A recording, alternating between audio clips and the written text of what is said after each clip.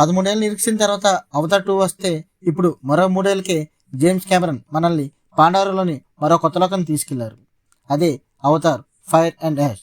నీటి ప్రపంచం చూసిన మన కళ్ళకి ఇప్పుడు నిప్పు లాంటి ఒక భయంకరమైన తెగను పరిచయం చేశారు కెమెరాన్.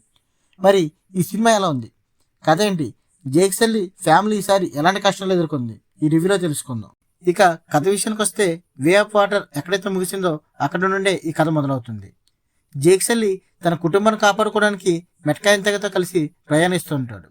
అయితే ఈసారి ముప్పు కేవలం మనుషులుండే కాదు, నేవీ తెగలో ఉన్న మరో క్రూరమైన వర్గం నుండి కూడా వస్తుంది.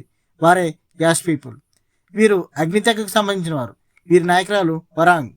అడవిలో ఉండేవారు ప్రకృతిని ప్రేమిస్తే ఈ తెగవారు మాత్రం పగ ప్రతీకారంతో రగిలిపోతుంటారు.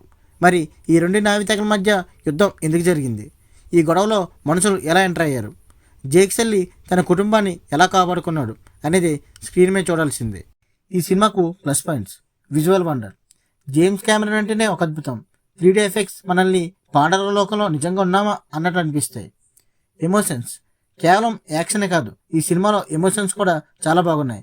తండ్రిగా జేక్ సల్లీ పడే ఆవేదన, నేత్రి ఆగ్రహం మిమ్మల్ని ఆకట్టుకుంటాయి. కొత్త విలనిజం.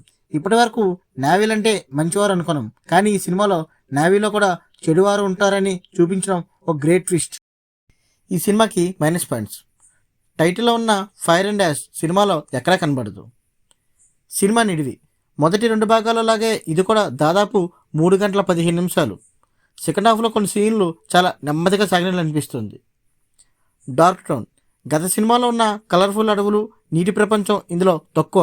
సినిమా అంతా మంటలు, సీరియస్ వాతావరణంతో సాగడం వల్ల అవతార్ యొక్క కలర్ఫుల్ ఫీల్ కొంచెం తగ్గినట్లు అనిపిస్తుంది. ఊహించదగద కథ. విజువల్స్ కొత్తగా ఉన్న కథ మాత్రం మళ్ళీ అదే పోరాటం, ప్రతీకారం అన్నట్లుగా ఉంటుంది. కథలో ఇంకా కొత్తదనం ఉంటే బాగుండేది. చివరిగా చెప్పాలంటే అవతార్ ఫైర్ అండ్ యాష్ ఒక విజువల్ ఫీస్ట్.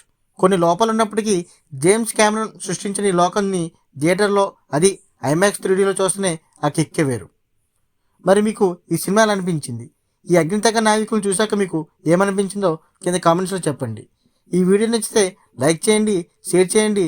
మరిన్ని మూవీ రివ్యూస్ కోసం మా ఛానల్ని సబ్స్క్రైబ్ చేసుకోండి.